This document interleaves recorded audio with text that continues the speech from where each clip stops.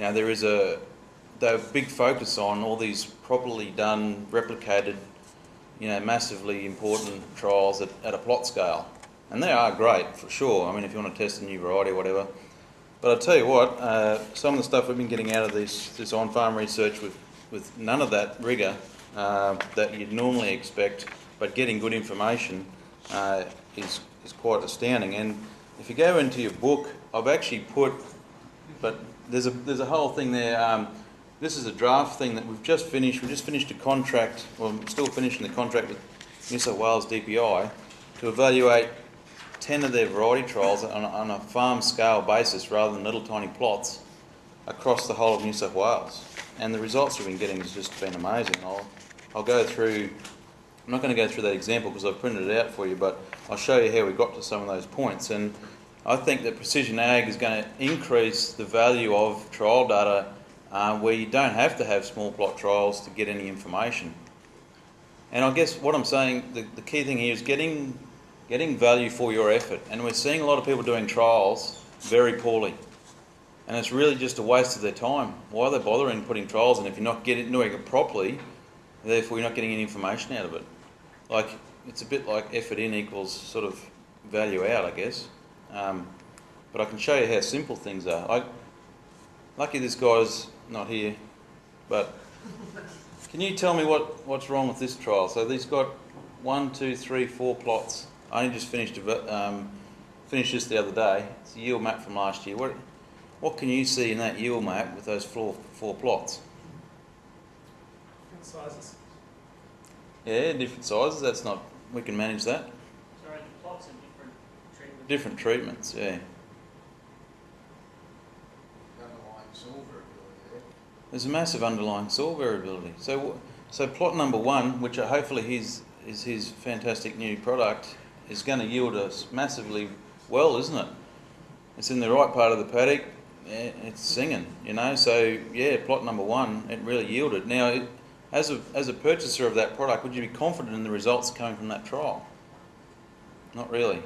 It's just 1, 2, 3, 4 plots across the paddock. But in fact, if we would have had some information beforehand, we could have learnt a bloody lot about these treatments and how they responded in different soils. But instead, we didn't do that. So we end up with the yield data saying, here it is, see if there's any differences. And then we sort of say, I'm really sorry. There is one person in the room that knows where this trial is, and it's this is a government trial. Now you tell me, where do you think the phosphorus trial was located? Where do you think they found in the paddock to put the phosphorus trial? Next to the road. Very good. It was right. I used to work for DPI as well. Where's the road? So, exactly. That's where they put the trial. Now, that was the maturity of the phosphorus trial. It was in the melon country. If you don't know what melon are, gill guys, okay? Really, you couldn't have picked a worse place to put the trial, but and now in their defence, I gave them a hard time. We spent we had that many bloody data layers over this paddock from previous work that now we've deliberately put the trial in this area to look at responses for whatever nutrients they're measuring. I don't really care, but they want to know what the response is in these types of soils or in that type of biomass area, that sort of zoning. So, by putting a trial in here, there's just so much underlying variability and problems.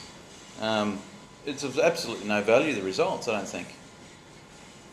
But in saying that, in this paddock here, if they went and put a strip that goes from there to there, all of a sudden you start learning 3 times as much as what you did before because you've just covered 3 different soil types.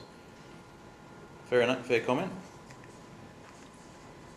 I guess we have a pretty simple process for doing trials. First of all, you've got to identify the question. If you don't understand what you're really trying to look at, then why are you bothering?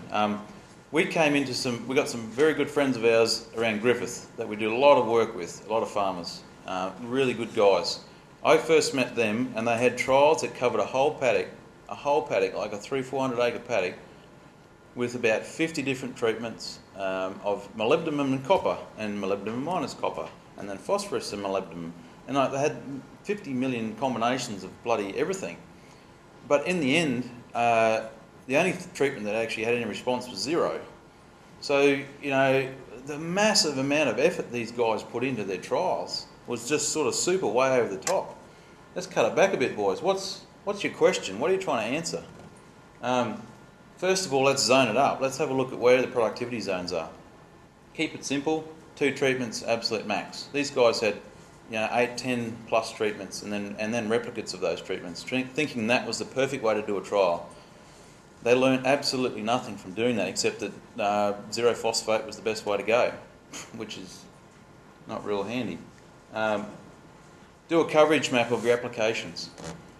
All you guys with tractors have all got bloody stuff on it to measure everything you're doing in the field now. Just grab a coverage map of what you did where, get some imagery, get some yield. Like, I'm an imagery and yield salesman, but they're bloody useful bits of gear to have. If the yield monitor breaks down, so this New South Wales DPI trials I was telling you about, there's 10 of those. How many of those do you reckon I've got yield data for out of 10? 2 based on my experience. Yeah, actually I've done 4 so far, and there's probably no chance of getting many more. So 4 out of the 10 trials, 40% now. If I didn't have any yield, imagery, they were of absolutely no use. All those growers went to all that effort, the DPI went to all this effort, and the yield monitor did whatever went wrong. So we got high resolution satellite imagery over each of those trials. And then I guess the key thing is evaluating that, and not just, we've been on farmers' places where they've been doing trials for 10 years and never actually looked back to what the trial results were. They just keep putting more trials in. Well, that's good, but you need to evaluate so you close the loop a bit, don't you? So got to zone it first, look at your imagery, either multi-year or single year, get some yield map, either multi-year or single year, some farmer knowledge, you might even have some EM maps.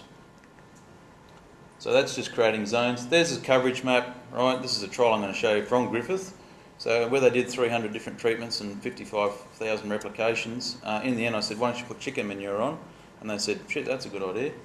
So we just did a coverage map of where they put chook shit, and you can see the gap in the middle here where they got no chook shit.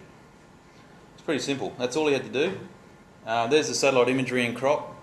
Then I've drawn some pretty red lines over it where the treatments were good, poor, in different soils, or biomass. Basically just cut it up into 3 different biomass zones. Really simple. You can see the chicken manure response. There's no chook shit there, and stands out like crazy. So the farmer, all he's done at the moment is just put chook shit on with some way of measuring where he put chook shit. The yield map, obviously very good correlations between the biomass and the imagery, which we see all the time. So, we're getting these images in crop, and there's the yield map. So, but the yield, like we said, is absolutely critical because that's our final product. It's the ultimate. But I tell you what, we can get some bloody good answers beforehand. James Peck keeps popping up there. So then, the farmer's done nothing here except just apply chicken manure, right, with a spreader that knows where it is. So what we've done here then is just pull the yield data out. Good biomass on the left, average biomass, poor and very poor biomass. So I've just split it up into just 4 crude biomass zones, and then with and without chicken manure. And you can see the responses, in the very poor areas compared to the very good areas. And that's just a simple thing that we can do once we've got the data. Also then looking at, this is from that same paddock, NDVI or biomass index and yield. Beautiful correlations between those two from that trial. So we can get good understandings of things with imagery without having to go to yield, but yield's the ultimate.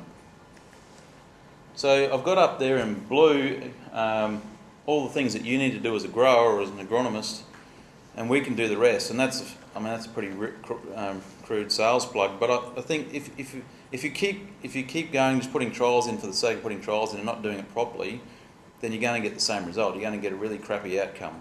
But if you actually put a little bit of effort in with our help, we can actually zone it, identify your treatments, you put your trials in the right spot, you collect where you've done it, you capture some imagery and some yield, and we can start pulling that data and getting a lot more value out of it.